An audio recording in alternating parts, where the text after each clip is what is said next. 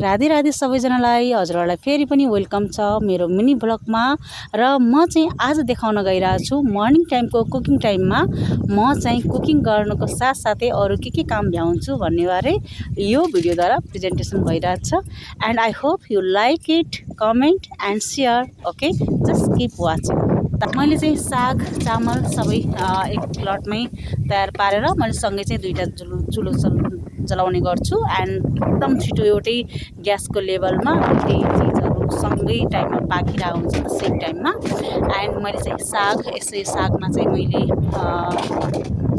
करमुराको साग अनि फर्सीको मुन्टा यो मिक्स गरेर साग बनाइरहेको छु। अनि उतापट्टि चाहिँ मैले चामल बसालेको छु, भात है। अनि म चाहिँ सकेसम्म सिटी लगाएको भन्दा पनि डेक्चीमा बनाउने गर्छु। अब चुलो चाहिँ अहिले बर्खाको टाइम भएको हुनाले मैले त्यति टाइम दिन पाएको छैन, पकाउने पनि भएको छैन होइन। धेरै जसो चुलोमा चाहिँ हामी जाडोमा पकाउने गर्छौँ। एन्ड अहिले चाहिँ ग्यासकै युज भइरहेछ। सो ग्यासमा पनि हामीले डेक्चीमा र कराईमा सकेसम्म यदि दालहरू पकाउनु परेको खण्डमा मात्रै कुकर युज गर्ने गर्छौँ, अदरवाइज डेक्ची होइन। अनि मैले चाहिँ यसमा युज गरेको छु अब राइस कुकरको जुन भित्रको हुन्छ नि, जमानामा राइस कुकर किन्दाखेरि चाहिँ त्यो बिग्रेर त्यसको भित्रको डेक्ची चाहिँ मैले काम लगाएको। सो चामल मजाले चलाउँदै अनि यता साग पनि पकाउँदै गर्दा यसले चाहिँ टाइम एकदमै सेभ पनि हुन्छ र छिटोभन्दा छिटो एउटै ग्यासमा एउटै क्वान्टिटीको ग्यासमा चाहिँ पाक्ने गर्छ होइन। र गर्दै म चाहिँ फेरि भोको पेटमा मेवा पनि खाइरहेको छु। And mewa is very good for our health होइन, पपाया जसलाई भन्छन्। अनि त्यसपछि चाहिँ म आफ्नो कुकिङलाई एकदमै इन्जोय गरिरहेको छु।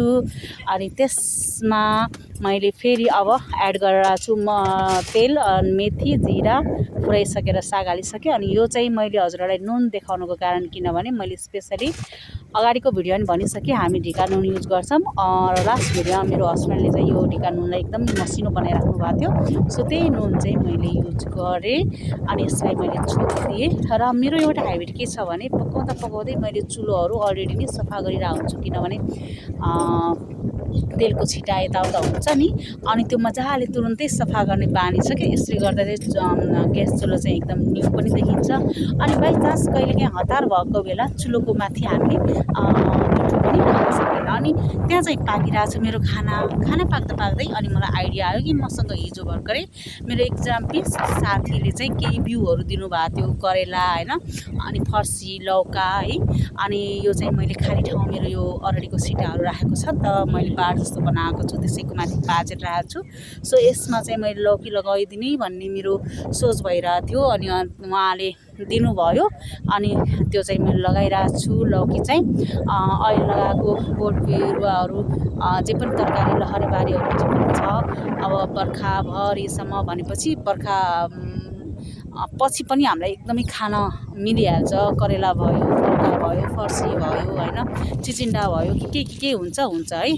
अनि सो यहाँ लगाउने ठाउँमा अलिकति घाँस थियो, अस्ति खनेर मैले ठिक्क पारेको थिएँ, तर पानी एकदमै बेसी परेको हुनाले यसलाई थेचार्यो। अनि यहाँ चाहिँ मैले भिन्डी अलरेडी मेरो अगाडिपट्टि ठाउँ खाली नभएर पछाडिको जमिनतिर मैले भिन्डी लगाएको छु। जहाँ खाल्डा बनाएको छु सबै ठाउँमा उम्रिसकेको छ। यो जति पनि मेरो जोताएको छ यसमा चाहिँ मैले अरहर लगाएको, तर पानीले थेचारेर उम्रिँदैन कि भनेको, थ्याङ्क गड उम्रियो। अब लेट्स सी कस्तो हुन्छ। अहिले उम्रिएको देख्दा खुसी हुनुभन्दा पनि बाली हार्भेस्ट गर्ने बेला चाहिँ होइन कतिको मिल्छ, कतिको ड्यामेज भएछ, कतिको फलेछ भन्ने कुरा थाहा हुन्छ। अनि यहाँ चाहिँ मैले मकै र बोडी पनि लगाएको छु। र मलाई सबसे धेरै खुसी चाहिँ के लागेछ भने बोडी, एटलिस्ट बोडी भएको छ। बोडी भइसकेपछि हाम्रो लगभग जाडो महिनाभरि तरकारीको सर्टेज हुँदैन। र मौसम पनि कस्तो राम्रो भएछ कि बिहानको, अनि हावा पनि चलेको छ। यो चाहिँ मेरो ब्याक साइड, मैले भन्छु नि मेरो घरको वरिपरि चाहिँ टन्नै रुख बिरुवाहरू छ, त्यो भएर चाहिँ मेरो घरको वरिपरिको टेम्परेचर एकदमै नर्मल छ भनेर मेरो यो चारैतिरको हरियाली र साथसाथै मेरो आँगनको यो हरियालीले गर्दा पनि गर्मीको टेम्परेचर चाहिँ एकदमै राख्छ। अनि मैले उताको काम लगाउने काम, यता मेरो भात पनि पाकिसक्यो। अब हामी सागको पाली साग चाहिँ मैले हेरिरहेको छु, लगभग रेडी नै भइसकेछ है। अनि त्यसपछि चाहिँ अलिक तातो भएको हुनाले मैले चाहिँ भाँडा सामान्य टाढो अलग्गै बनाएको छु। सो त्यसले चाहिँ मजाले चलाइरहेको छु। हल्का आसन लाग्यो कि भनेको धन्न नलागेको रहेछ, अलिकति लेट हुने बित्तिकै आसन पनि लाग्दो रहेछ है। सो मेरो खाना लगभग रेडी भयो।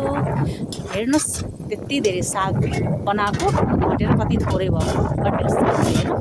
अनि त्यसपछि चाहिँ मैले निकालेँ भात निकालिसकेपछि अब पालो आउँछ दुधको।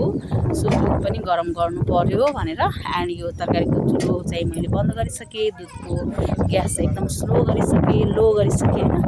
अब चाहिँ म चाहिँ भित्र बसेँ मेरो हस्बेन्डले पूजा गर्दै एन्ड म चाहिँ यो तर निकालेको सो फ्रिजमा राखेर अब म लागेँ फेरि मेरो कामतिर। अब म गएँ सिधा अगाडि गइसकेपछि चाहिँ हजुरहरूले फ्रन्ट साइडमा देख्नुहुन्छ गाई होइन।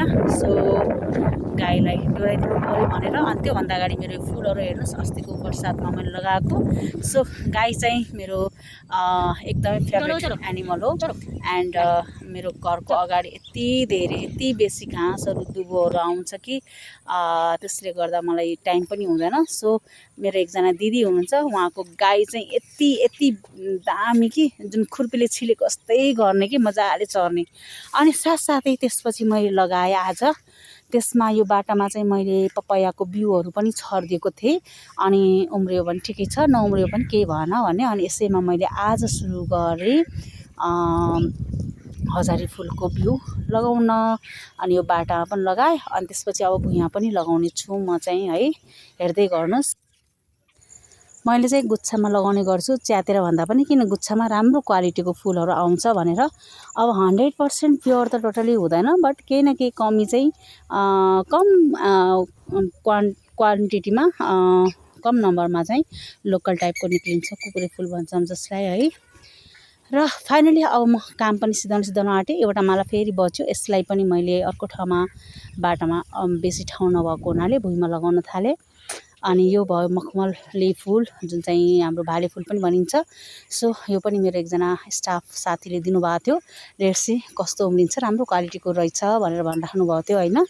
अब यो चाहिँ उम्रेपछि फुलेपछि नै थाहा हुन्छ। र यहाँ चाहिँ मेरो पेट्सहरू खेलिरहेको, गाई पनि मजाले चलिराख्नु भएको छ एन्ड फाइनली पानी पनि सिम परिरहेछ। र मैले फाइनली आफ्नो काम भ्याएँ। अब फेरि पनि भेटौँला नेक्स्ट ब्लगमा। राधे।